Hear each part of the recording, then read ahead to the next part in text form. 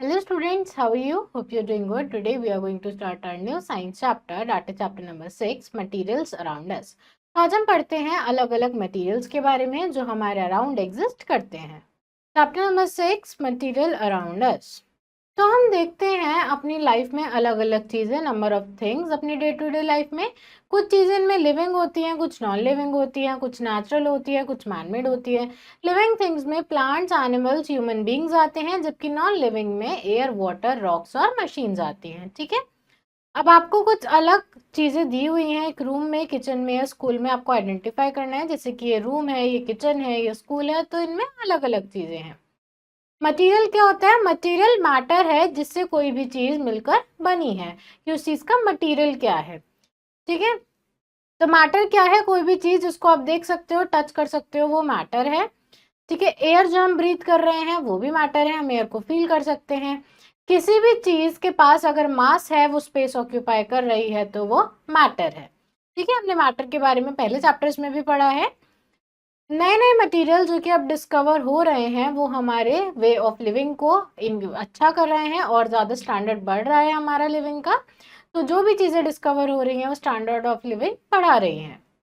उसके बाद अलग अलग चीज़ों की अलग अलग शेप्स होती हैं, साइजेस होते हैं, अलग अलग कलर्स होते हैं, उनकी प्रॉपर्टीज और यूजेस अलग होती है. और डिफरेंसेस के बाद भी बहुत सारी चीज़ें हैं जो सिमिलैरिटीज भी दिखाती हैं, एक जैसी भी होती है. ठीक है. अगर कोई चीज़ अलग है आपस में तो उसमें कुछ कॉमन भी होगा, सिमिलैरिटीज भी होगी. तो ग्रुपिंग थिंग्स, हम चीज़ों को ग्रुप करते हैं. तो बहुत सारी चीज़ें हैं हमारे आसपास, तो अगर हमें उनको समझना है, उनको यूज़ करना है, उसको यूज़ करने का सही तरीका ढूंढना है, तो हमें उनको ऑर्गेनाइज करना होगा, हमको उनको क्लासिफाई करना होगा ग्रुप्स में. और ये करते हैं हम किसी कॉमन कैरेक्टरिस्टिक या प्रॉपर्टी के बेसिस पर. ठीक है. तो कभी आपने स्टेम्स, पिक्चर्स या कार्ड्स, कॉइन या रॉक कलेक्ट किए हैं? अगर आपने किए हैं तो आपको पता होगा कि आपका कलेक्शन को सेट में कैसे डिवाइड करना है. ठीक है. सेट क्या है? ग्रुप है एक ऑब्जेक्ट का जिसमें सिमिलर प्रॉपर्टी है, जैसे कि सिमिलर कलर है, साइज है, शेप है और यूजेस है. तो सारे ऑब्जेक्ट जो होते हैं एक सेट में, उनमें कुछ ना कुछ कॉमन होता है. जैसे अगर आप रॉक्स कलेक्ट कर रहे हो तो आप गोल वाले रॉक्स एक साथ रख लोगे, कोई अलग से शेप का रॉक है तो आप उसको अलग सेट में रख लोगे, तो ऐसे आपका कलेक्शन बन जाएगा. तो आप रॉक्स में भी सिमिलैरिटी ढूंढोगे कुछ, तो ऐसे ही सेट्स में भी कुछ कॉमन, कुछ सिमिलैरिटी होती है. तो हो सकता है कि एक ऑब्जेक्ट जो है वो एक से ज़्यादा सेट में आ जाए. जैसे कि अगर आप कभी किसी मॉल या लोकल ग्रोसर के पास गए हो, तो आपने देखा होगा कि वहाँ पर चीज़ें कैसे अरेंज रहती हैं. वहाँ पर ईटेबल्स होते हैं जिनको हम सोप और दूसरे आइटम से सेपरेट रखते हैं. जो खाने की चीज़ें होती हैं वो सोप और डेली यूज़ के आइटम से अलग होती हैं. टॉफीज और बिस्किट को साथ में रख दिया जाता है, पल्सेस और सीरियल्स को एक अलग जगह पे साथ में रख दिया जाता है. तो ग्रोसर ने चीज़ों को ग्रुप किया हुआ है कन्वीनियंस के हिसाब से, कि लोग आसानी से ढूंढ ले. ग्रुपिंग चीज़ों को लोकेट करने में हेल्प करती है, हम पता लगा पाते हैं कोई चीज़ कहाँ पर है. वरना अगर सारी चीज़ एक साथ रख देंगे, ऐसे सेक्शंस में डिवाइड नहीं करेंगे, सेट नहीं बनाएंगे, तो आप कुछ ईटेबल लेने जाओगे, आप ढूंढ ही नहीं पाओगे इतनी चीज़ों के बीच में. ठीक है. इसलिए ग्रुपिंग बहुत ज़रूरी है चीज़ों को लोकेट करने के लिए.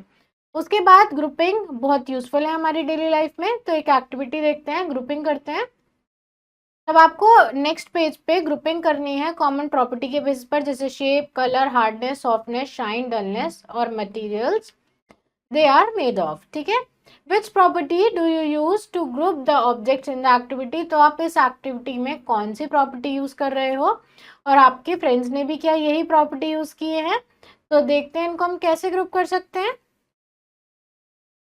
तो हम इसको ग्रुप कर सकते हैं अलग अलग बेसिस पर, जैसे साइज के बेसिस पर. ठीक है. तो ये जो शार्पनर छोटा है, पेंसिल छोटी सी होती है, एक रूलर भी आपके पेंसिल बॉक्स या किट में आ जाता है, एक स्टेपलर भी आ जाता है, तो ये छोटी छोटी चीजें. सिमिलरली सीजर भी. बाकी चीजों को हम ग्रुप कर देते हैं जो थोड़ी साइज में बड़ी है, जैसे कि एक ग्लोब है, टेबल पे आ सकता है, आपकी किट में नहीं आ सकता है. ये बैग है, ये भी साइज में बड़ा है. ये बुक है और ये बॉल है जो कि आपके पेंसिल बॉक्स में नहीं आ सकती है. तो यहाँ हमने चीज़ों को क्लासिफाई किया है साइज के बेसिस पर. ठीक है. हो सकता है कि आपके फ्रेंड्स ने इसको शेप के बेसिस पर किया हो, तो आप आपस में इसको डिस्कस करोगे कि किसने कैसे क्लासिफाई किया है. तो आपने ये चीज़ नोटिस की होगी कि ऑब्जेक्ट अलग अलग मटेरियल्स के भी हो सकते हैं. कुछ मटेरियल्स को हम यूज़ करते हैं दूसरी चीज़ें बनाने में, और कुछ मटेरियल्स में दूसरी चीज़ें लगती हैं. ठीक है. जैसे पेंसिल वुड की बनी है, ये बॉल लेदर की बनी है, ये बैग एक फैब्रिक का बना है, ग्लोब प्लास्टिक का बना है, ये जो बुक है ये कार्डबोर्ड और पेपर से मिलकर बनी है, ये रूलर प्लास्टिक का है, स्टेपलर में भी स्टेनलेस स्टील और प्लास्टिक यूज हुई है, तो अलग अलग मटेरियल्स भी यूज हुए हैं। उसके बाद क्लासिफिकेशन ऑफ मटेरियल्स, मटेरियल्स का हम क्लासिफिकेशन कैसे करते हैं। तो आपने देखा होगा इस फिगर में जो आपको आइटम्स दिखाई हैं डेली यूज के ग्रोसर शॉप में, ये आइटम्स हम यूज करते हैं किसी ना किसी तरीके से। ऑब्जर्व करना है केयरफुली, आप देखोगे कि ये कलर, साइज, शेप, मटेरियल और यूटिलिटीज को कैसे हम यूज कर रहे हैं, शेल्फ लाइफ ये कितने टाइम तक चल रही है उसमें डिफर करता है। एक ग्रोसरी शॉप में बहुत सारी चीजें होती हैं, आप इमेजिन करो कितनी कंफ्यूजन हो जाएगी अगर सारी चीजें एक साथ रख दी जाए तो। शॉपकीपर कभी भी वो चीज नहीं निकाल के दे पाएंगे जो बायर को चाहिए, ठीक है। Things placed in a shop, आपको यहाँ दिखाया हुआ है शॉप में कैसी चीजें प्लेस्ड हैं। उसके बाद ग्रुपिंग और सॉर्टिंग में जो हम करते हैं अलग अलग ग्रुप्स में, वो करते हैं हम शेप, कलर, मटेरियल और नेचर के बेसिस पर, और इस चीज को बोलते हैं हम क्लासिफिकेशन। जब हम उन्हें सॉर्ट कर रहे हैं, ग्रुपिंग कर रहे हैं उनकी शेप, कलर, मटेरियल, नेचर किसी भी बेसिस पर, तो वो कहलाता है क्लासिफिकेशन। उसके बाद अलग अलग क्लासिफिकेशन को समझने के लिए हमें देखने होंगे अलग अलग मटेरियल, जैसे कि आपको इन्फॉर्मेशन कलेक्ट करनी है अलग अलग चीज़ों की जो कि cotton, leather, paper, plastic, metal और वुड के बने हैं। हेल्प लेनी है लाइब्रेरी से या किसी इंटरनेट सोर्स से। आपको रिकॉर्ड करनी है अपनी ऑब्जर्वेशन टेबल 1 में। आप एक MS एक्सेल फाइल भी बना सकते हो, आपने कंप्यूटर में सीखा होगा, उसका प्रिंट आउट निकाल के अपनी फाइल में पेस्ट भी कर सकते हो। आपको एग्जाम्पल दिया हुआ है, जैसे कि कॉटन है तो कॉटन से क्या क्या बनता है, आपको ऐसी टेबल बनानी है तो कॉटन से क्या बनता है, साड़ीज बनती है, ठीक है, कॉटन के बैग्स बनते हैं और कॉटन के टॉप्स भी बनते हैं, लेदर की जैकेट्स बनती हैं, लेदर के बैग भी बनते हैं, लेदर की शूज भी बनते हैं, पेपर की बुक्स बनती हैं, एनवलप्स बनते हैं और नोटबुक्स बनती हैं। प्लास्टिक की प्लेट होती है, प्लास्टिक का रूलर होता है जो आप यूज करते हो, स्केल होता है एक प्लास्टिक का, और आपका पेन भी प्लास्टिक का होता है। मेटल का पेन हो सकता है, जो कार है वो भी अलग अलग मेटल से बनती है, और मेटल की भी होती है, ठीक है, चाबी भी होती है। फाइन, ऐसे आपको ये टेबल बनानी है। तब हम चीज़ों को सॉर्ट करते हैं क्योंकि उनका कुछ एडवांटेज होता है। क्या एडवांटेज होता है, उसकी प्रॉपर्टी को हम इजीली कन्वीनियंटली स्टडी कर सकते हैं, ठीक है। प्रॉपर्टी को हम एक कैटेगरी में, अगर हम एक कैटेगरी की प्रॉपर्टी को स्टडी कर रहे हैं तो उसमें जितने मटेरियल होंगे उनकी भी सेम प्रॉपर्टी होगी, तो हमें अलग अलग मटेरियल स्टडी नहीं करना पड़ेगा। एक काम तो हमारा ये आसान हो गया, सॉर्टिंग करके हम उसको इजिली लोकेट कर सकते हैं, इजिली हम ढूंढ सकते हैं, ठीक है। अब आते हैं मटेरियल्स क्या होते हैं, तो different things contain kind different cut, तो अलग अलग चीजों में अलग अलग तरीके का मैटर होता है, different things contain different kinds of matter, ठीक है। तो जो ये अलग अलग मैटर होता है उसको हम एक कॉमन नेम से बुलाते हैं जिसको हम बोलते हैं मटेरियल्स। एक मटेरियल अलग अलग तरह की चीजें बनाने के काम आता है, जैसे कि ग्लास, टम्बलर बनाने के, बोल्स, मिरर और विंडो पेन बनाने के काम आता है। एक पर्टिकुलर मटेरियल जो है वो सिंगल सब्सटेंस भी हो सकता है या नंबर ऑफ सब्सटेंसेस भी हो सकते हैं, बहुत सारी चीजें भी हो सकती हैं, ठीक है। तो एक चीज या तो चीजें या तो एक या बहुत सारे मटेरियल से मिलकर बन सकती हैं, जैसे कि एक मेजरिंग स्केल है, फुट रूलर है, वो वुड का भी हो सकता है, प्लास्टिक का भी हो सकता है और स्टील का भी हो सकता है, ठीक है। मटेरियल्स जो है वो नेचुरली अकरिंग होते हैं, या तो हमें नेचर से मिलते हैं या मैनमेड होते हैं, हम इंसानों ने ही उनको डिस्कवर किया होता है, उनको बनाया होता है। जैसे वुड, कॉटन, जूट, मार्बल जो है नेचुरली अकरिंग है, जबकि glass, steel, thermocol, plastic, polyester, nylon सब मैनमेड मटेरियल है, ठीक है। एक और एक्टिविटी दी हुई है हमें, अंडरस्टैंड करना है क्लासिफिकेशन ऑफ थिंग्स को, ठीक है। एक या एक से ज्यादा काइंड ऑफ मटेरियल को, जैसे कि plate, pen, furniture, table, mat, door, water container, jacket को आइडेंटिफाई करना है उन मटेरियल्स को जिनसे वो बने हैं। आपको वही ऑब्जर्वेशन अपनी टेबल 2 बना के डालनी है MS एक्सेल में, और उसके बाद 3 चीजें और ऐड करनी है लिस्ट में, ठीक है। आप अपने एल्डर्स, लाइब्रेरी और इंटरनेट सोर्सेज की हेल्प ले सकते हो। जैसे प्लेट्स बनती हैं स्टील, ग्लास, प्लास्टिक या पेपर से, वैसी पेन बनती है प्लास्टिक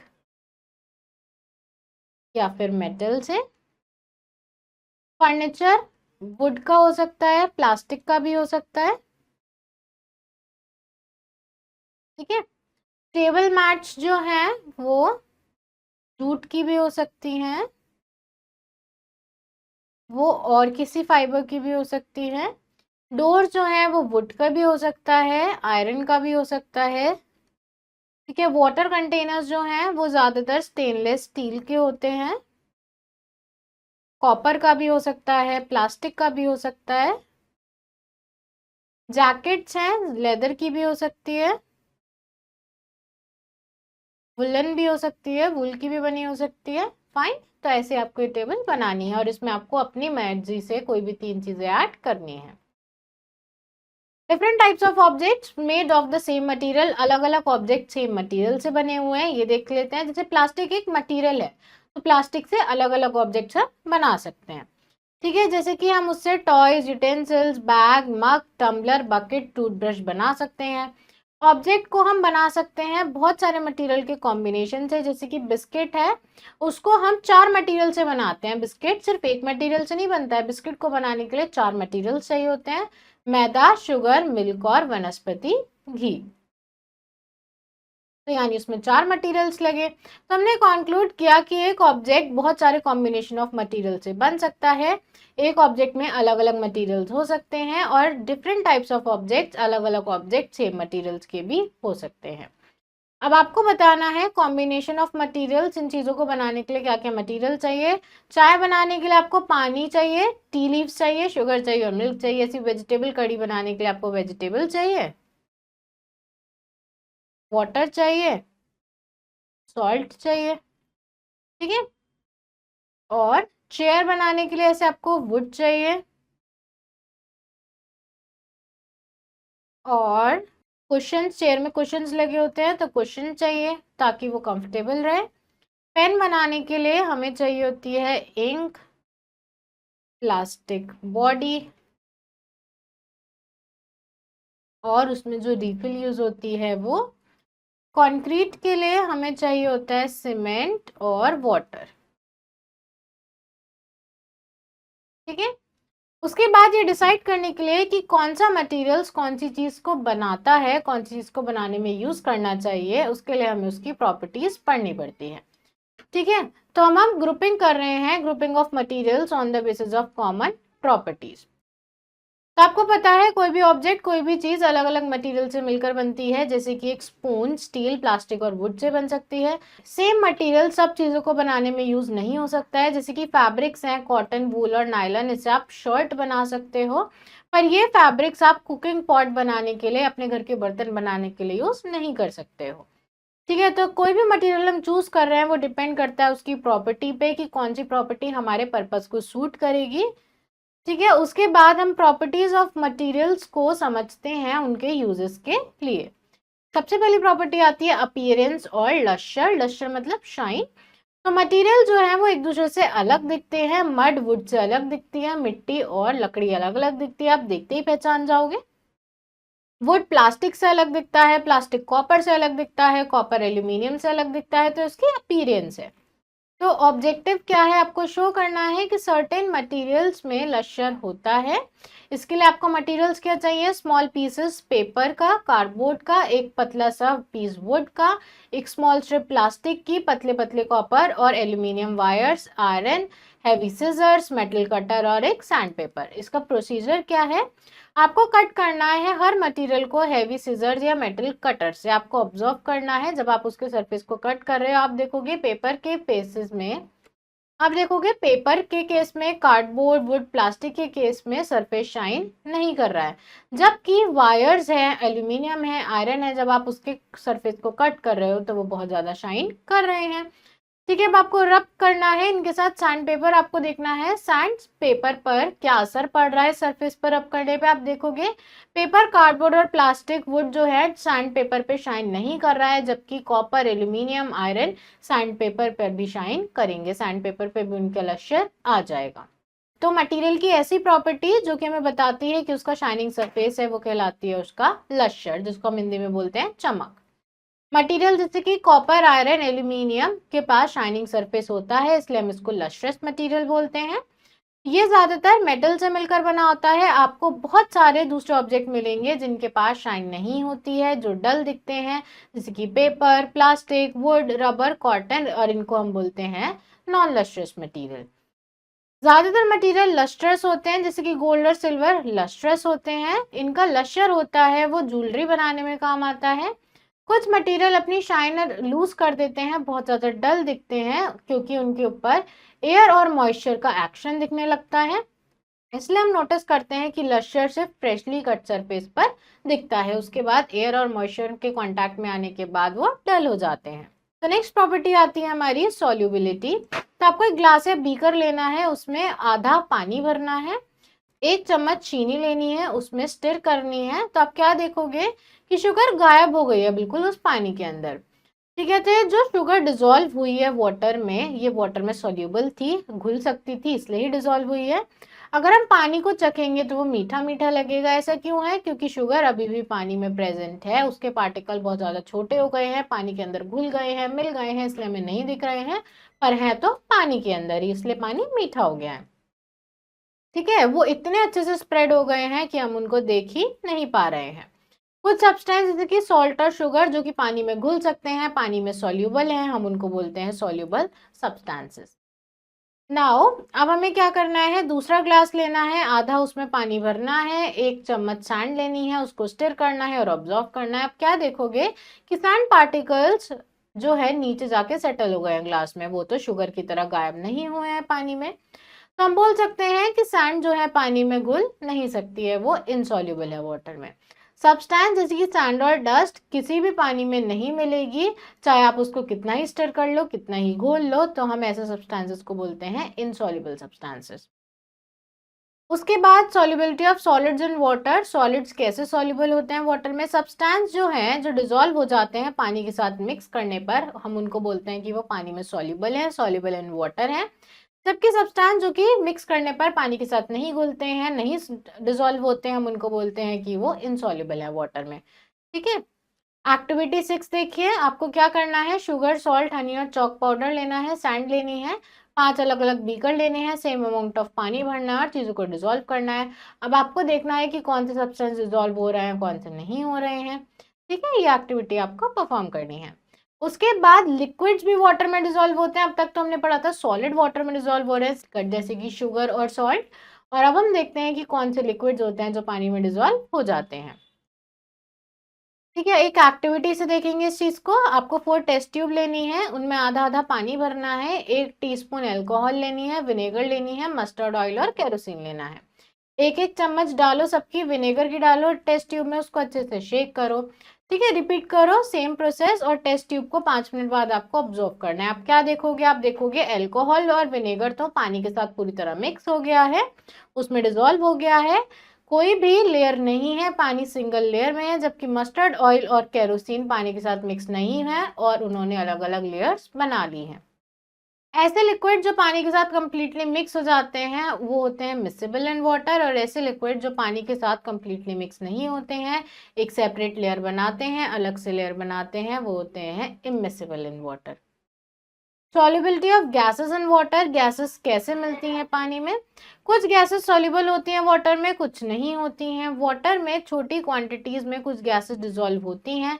प्लांट्स और एनिमल्स भी कौन सी ऑक्सीजन यूज करते हैं? जो पानी के अंदर डिसॉल्व होता है। हमें तो एयर से ऑक्सीजन मिल रहा है, पर जो प्लांट्स पानी के अंदर है उन्हें भी तो कार्बन डाइऑक्साइड चाहिए, जो एनिमल्स जो है पानी के अंदर है उन्हें भी तो ऑक्सीजन चाहिए, तो ये गैसेस भी पानी में डिसॉल्व हो जाती हैं। ठीक है, तो वो ऑक्सीजन यूज करते हैं जो पानी में डिसॉल्व होता है अपने सर्वाइवल के लिए। गैसेस जैसे कि नाइट्रोजन, हाइड्रोजन और मीथेन, जिसको हम मार्श गैस भी बोलते हैं, वो पानी में डिसॉल्व नहीं होती हैं, वो इनसॉल्युबल है वाटर में। उसके बाद नेक्स्ट प्रॉपर्टी आती है हमारी हार्डनेस। तो आपने कभी नीम ट्री की बार्क देखी है और उसकी निम्बोली देखी है, उसमें जो फ्रूट आता है उसको निम्बोली बोलते हैं। आप उसका पीस एक स्क्रैप कर लो, उस बार्क का पीस निकाल लो, ठीक है, और एक लीफ प्लग कर लो, दोनों को प्रेस करो। आप क्या ऑब्जर्व करोगे कि बार्क को प्रेस करना बहुत मुश्किल है, लीफ इजीली प्रेस हो रही है, कंप्रेस हो रही है। ठीक है, तो ऐसे सब्सटेंस जो इजीली कंप्रेस हो जाते हैं वो होते हैं सॉफ्ट, पर ऐसे सब्सटेंस जो इजीली कंप्रेस नहीं होते हैं वो होते हैं हार्ड। जैसे कि फोम हो गया, मेल्टेड वैक्स हो गई, स्पंज हो गया, कुछ सॉफ्ट मटेरियल्स के एग्जाम्पल हैं, और आयरन, कॉपर, एल्यूमिनियम कुछ हार्ड मटेरियल्स के एग्जाम्पल हैं। उसके बाद डायमंड जो है हार्डेस्ट नेचुरल सब्सटेंस है, तो आप इसको स्क्रैच कर सकते हो और कट कर सकते हो। Next is transparency. ट्रांसपेरेंसी अब एक दूसरी प्रॉपर्टी है। अब आप एक ग्लास के अंदर से अगर लाइट पास करो तो वो इजिली पास हो जाएगी, जबकि एक दीवार में से या एक वुडन पार्टीशन में से लाइट पास करो तो दूसरी साइड लाइट नहीं जाएगी। ठीक है, तो ऐसा क्यों है? तो ऐसे मटेरियल जो अपने अंदर से लाइट पास होने देते हैं उनके अंदर से लाइट पास हो जाती है, ऐसे मटेरियल को बोलते हैं हम ट्रांसपेरेंट मटेरियल। ठीक है, glass, acrylic sheet, water, air सब ट्रांसपेरेंट मटेरियल है। ऐसे मटेरियल जो अपने अंदर से लाइट पास नहीं होने देते हैं हम उनको बोलते हैं ओपेक मटेरियल।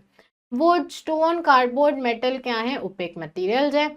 उसके बाद कुछ मटेरियल ऐसे होते हैं जो अपने अंदर से थोड़ी सी लाइट पास होने देते हैं, ऐसे मटेरियल्स को बोलते हैं हम translucent materials. Oily paper, wax paper, frosted glass. Frosted glass कुछ एग्जाम्पल हैं ट्रांसल्यूसेंट मटेरियल्स के। उसके बाद आप देख सकते हो ग्लास ट्रांसपेरेंट है, बटर पेपर ट्रांसल्यूसेंट है, जबकि कार्डबोर्ड बिल्कुल ओपेक है। उसके बाद एक एक्टिविटी दी हुई है आपको, क्लियर ग्लास से देखना है विंडो पेन के अपने बेडरूम में। आप देखोगे कि आप बाहर इजीली चीजें देख सकते हो, ठीक है, क्योंकि एक सॉलिड ग्लास है बीच में पर वो ग्लास ट्रांसपेरेंट है, तब भी आप बाहर की चीजें इजीली देख सकते हो। तो ऐसे मटेरियल्स को हम ट्रांसपेरेंट मटेरियल्स बोलेंगे। अब आप एक व्हाइट कलर की शीट लगा दो पेपर की उस ग्लास पेन पर, अब आप देखोगे कि आप चीजों को थोड़ा बहुत देख सकते हो। अब आप देखोगे कि आप उन चीजों को नहीं देख सकते हो बाहर से। ठीक है, तो ऐसे मटेरियल जिनके होने के बाद आप कुछ दूसरी साइड का नहीं देख सकते, हम उसको बोलते हैं ओपेक मटेरियल। अब आप पेपर को हटा दो और कुछ ऑयल की ड्रॉप्स डाल दो ग्लास पे, तब आप क्या देखोगे? आप विंडो से थोड़ा बहुत देख सकते हो, पार्शली देख सकते हो। ठीक है, ऐसे मटेरियल जिससे आप चीजों को पार्शली देख सकते हो, ऐसे मटेरियल्स कहलाते हैं ट्रांसल्यूसेंट मटेरियल्स। ठीक है, अब आप देखते हो हमारे अराउंड जो सब्सटेंसेस हैं कुछ में कॉमन प्रॉपर्टीज हैं, कुछ में डिफरेंट प्रॉपर्टीज हैं। ठीक है, प्रॉपर्टीज के बेसिस पर ही हम उसका यूज डिटरमाइन करते हैं, जैसे कि फ्लोटिंग और सिंकिंग यानी कि डूबना और तैरना। सब्सटेंस जो कि पानी में इंसॉल्युबल होते हैं वो फ्लोट करते हैं, सिंक कर जाते हैं। जो चीज पानी में घुल नहीं सकती है या तो वो पानी के अंदर जाके डूब जाएगी या पानी के ऊपर तैरने लगेगी। ठीक है, एक एक्टिविटी करते हैं इस चीज को समझने के लिए। हमें देखना है, फाइंड आउट करना है कि सब्सटेंस सिंक करते हैं, फ्लोट करते हैं पानी में। क्या क्या चीजें चाहिए हमें? ड्राइड लीफ चाहिए, stone, coin, iron, nails, plastic ball, piece of wood, wax piece और कुछ ड्रॉप चाहिए हनी की। मेथड क्या है? आपको बीकर में आधा पानी लेना है और अब आपको ऑब्जर्व करना है मटेरियल एक एक करके कि वो फ्लोट कर रहे हैं या सिंक कर रहे हैं। ठीक है, तो आप क्या देखोगे कि कॉइन तो नीचे जाकर डूब ही गया है, ऐसी नेल भी डूब गए हैं, हनी भी नीचे जाके सेटल हो गई है, स्टोन भी वहां पर डूब गया है पानी के अंदर, जबकि प्लास्टिक बॉल, लीफ और वुड पानी में फ्लोट कर रहे हैं यानी तैर रहे हैं। ठीक है, तो हमने यही देखा है कि ये सब चीजें जो हैं, dried leaf, plastic ball, wood piece, wax piece float कर रहे हैं क्योंकि ये पानी से हल्के हैं। जो चीजें पानी से लाइट होगी वो तैरेगी पानी में, और जो मटेरियल्स हैवी हैं वो पानी में डूब जाएंगे, सिंक कर जाएंगे। फिर एक और बहुत जरूरी प्रॉपर्टी होती है जो होती है हमारी कंडक्शन ऑफ हीट। तो कंडक्शन किसी मटेरियल की एबिलिटी है जिससे हीट या इलेक्ट्रिसिटी उसके थ्रू फ्लो करती है। ठीक है, इसके बेसिस पर हम मटेरियल्स को दो पार्ट में डिवाइड करते हैं, कंडक्टर्स और इंसुलेटर्स। तो कंडक्टर्स ऐसे मटेरियल होते हैं जिनके थ्रू हीट फ्लो करती है, इंसुलेटर ऐसे मटेरियल होते हैं जिनके थ्रू हीट फ्लो नहीं करती है। ठीक है, जो ज्यादातर मेटल्स हैं वो अच्छे कंडक्टर्स होते हैं हीट के। तो मेटल्स बहुत अच्छे कंडक्टर होते हैं हीट के, जबकि वुड, प्लास्टिक, एयर, ग्लास और पेपर इंसुलेटर्स होते हैं, यानी कि वो हीट कंडक्ट नहीं कर पाते हैं, वो बैड कंडक्टर्स ऑफ हीट होते हैं और इन्हीं बैड कंडक्टर्स को हम इंसुलेटर्स बोलते हैं। तो प्रॉपर्टी कंडक्शन की यूज होती है अलग अलग कुकिंग पैन्स बनाने में। जो चीजें हीट कंडक्ट करेगी उसी के कुकिंग पैन बनेंगे, नहीं तो खाना कैसे बनेगा। ठीक है, इसलिए जो बॉडी होती है पैन की वो मेटल की बनाई जाती है, जबकि पैन का जो हैंडल है वो वुड या टफ प्लास्टिक का बनाया जाता है, ताकि उसको टच करते हुए आपका हाथ ना जले। तो वो इंसुलेटर्स है, वो वुड और टफ प्लास्टिक यहाँ पर इंसुलेटर है, जबकि जो कुकिंग पार्ट है जो हम गैस पर रखेंगे उसको हीट कंडक्ट करनी जरूरी है, इसलिए वो मेटल का बना है।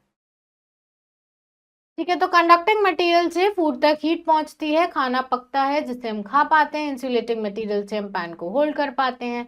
उसके बाद नेक्स्ट प्रॉपर्टी आती है कंडक्शन ऑफ इलेक्ट्रिसिटी। तो जैसे हीट कंडक्ट होती है, जैसे हीट कंडक्ट होती है वैसे सर्टेन मटेरियल्स में जो है इलेक्ट्रिसिटी भी कंडक्ट होती है। तो कंडक्टर्स क्या है? ऐसे मटेरियल जो कि इलेक्ट्रिसिटी कंडक्ट करते हैं। इंसुलेटर्स ऐसे मटेरियल हैं जो कि इलेक्ट्रिसिटी कंडक्ट नहीं करते हैं। तो metal are good conductors of electricity, metals electricity के भी अच्छे कंडक्टर होते हैं, जबकि plastic, wood, air, cloth, ceramic, rubber और इंसुलेटर्स इलेक्ट्रिसिटी के अच्छे कंडक्टर नहीं होते हैं। इलेक्ट्रिसिटी सप्लाई की जाती है हमारे घरों में वायर्स और केबल्स के थ्रू। ये केबल्स थिन मेटल वायर्स की बनी होती है, इसमें इलेक्ट्रिसिटी कैरी होती है। इसको कवर किया जाता है प्लास्टिक से इंसुलेशन के लिए, ताकि आपको करंट ना लगे इन वायर्स को टच करते हुए। बहुत सारे इलेक्ट्रिकल अप्लायंसेज हैं, जैसे कि electric kettle, electric iron, mixer, washing machine, जिसके ऊपर आउटर कवरिंग है इंसुलेटर मटेरियल की, जो कि उनको प्रोटेक्ट करते हैं इलेक्ट्रिक शॉक से। नाउ BYD ग्रुपिंग क्या होती है? किसी चीज को सॉर्ट करना, क्लासिफाई करना ग्रुप्स में। क्लासिफिकेशन क्या होता है? एक ऐसा सिस्टमैटिकल प्रोसेस जिसमें हम चीजों को अरेंज करते हैं ग्रुप्स में कॉमन प्रॉपर्टी के बेसिस पर। नेचुरल मटेरियल्स क्या होते हैं? मटेरियल जो कि नेचर में मिलते हैं, अपने आप ही अकर होते हैं। ट्रांसपेरेंसी क्या होती है? मटेरियल की ऐसी एबिलिटी जो कि उसके अंदर से लाइट पास होने देती है। लस्टर क्या होता है? प्रॉपर्टी एक सब्सटेंस की जिसकी वजह से वो शाइनी दिखता है, शाइनी सरफेस होता है। सॉल्युबिलिटी क्या होती है? किसी सब्सटेंस की एबिलिटी जिसकी वजह से वो दूसरे सब्सटेंस उसके अंदर डिसॉल्व कर सकता है। फ्लोटेशन क्या होता है? प्रॉपर्टी फ्लोटिंग मटेरियल की क्या कहलाती है? फ्लोटेशन। तो मैग्नेटिज्म क्या होता है? मैग्नेट की ऐसी प्रॉपर्टी जिससे वो अट्रैक्ट करती है मैग्नेटिक मटेरियल्स को अपनी तरफ।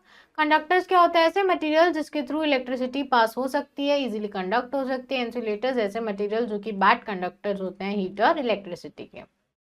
क्विक ब्रश अप, अब तक हमने जो भी पढ़ा उसको एक बार रिवाइज कर लेते हैं। कोई भी ऐसी चीज जिसके पास मास है, जो स्पेस ऑक्यूपाई कर रहा है, वो कहलाता है मैटर। हम ऑर्गेनाइज करते हैं चीजों को, क्लासिफाई करते हैं उनको ग्रुप में कुछ कॉमन कैरेक्टरिस्टिक्स और प्रॉपर्टीज के बेसिस पर। ग्रुपिंग और सॉर्टिंग, चीजों को सेपरेट करना ग्रुप्स में उनकी शेप, कलर, मटेरियल और नेचर के बेसिस पे, कहलाता है क्लासिफिकेशन। एक मटेरियल जो है अलग अलग चीजें बनाने में यूज हो सकता है। हम ग्रुप करते हैं मटेरियल्स को कॉमन प्रॉपर्टीज के बेस पर, जैसे appearance, lustre, solubility, hardness, transparency, floating and sinking. Now tick the correct option. Which of the following material is lustrous? इसमें से कौन सा मटेरियल है जो लस्ट्रस होगा, शाइनी होगा? Would, paper, gold, sulphur. तो इसमें होगा gold. Which of the following is not a hard material? इसमें से कौन सा मटेरियल हार्ड नहीं होता है? आयरन, फोम, कॉपर रिंग या एल्यूमिनियम रॉड। तो फोम बहुत सॉफ्ट होता है। Which of these will sink in water? इसमें से कौन सी चीज है जो पानी के अंदर डूब जाएगी? पेपर, वुड, आयरन या ऑल ऑफ दीज। तो पानी के अंदर डूबेगी आयरन। ठीक है, आयरन बहुत भारी होती है। उसके बाद विच of the following is soluble in water? Sand, plastic, common salt या चॉक पाउडर। तो इसमें से कॉमन सॉल्ट जो है पानी के अंदर सॉल्युबल होता है। Dash is everything that can be seen और टच्ड। तो कौन सी चीजें जिसको हम देख सकते हैं, टच कर सकते हैं? तो answer is matter. Dash and dash are naturally occurring materials. So, wood, cotton or metals. Sand and dust do not mix with water. Dash material allow light to pass through them. The answer is transparent material. Grouping of similar things together is called classification. Fine. Iron is a magnetic material. This is true. An object may be made of different materials. This is true. Metals are non-lustrous materials. This is false. Nitrogen and hydrogen are soluble in water. This is false. Petrol, spirit and alcohol are non-combustible materials. This is false. They are highly combustible. वो बहुत जल्दी आग पकड़ते हैं. Most metals are hard materials. This is true. Now, next is crossword. This crossword you have to fill out yourself. Now, matching. Sawdust is immiscible in water. Diamond is hardest substance. Water is transparent. Sugar is miscible in water and cast shadow opaque substance. Fine. So class, that's all for today. I hope you understood this chapter. Rest of the exercise you have to fill out yourself, and now we will meet in our next video. Thank you everyone.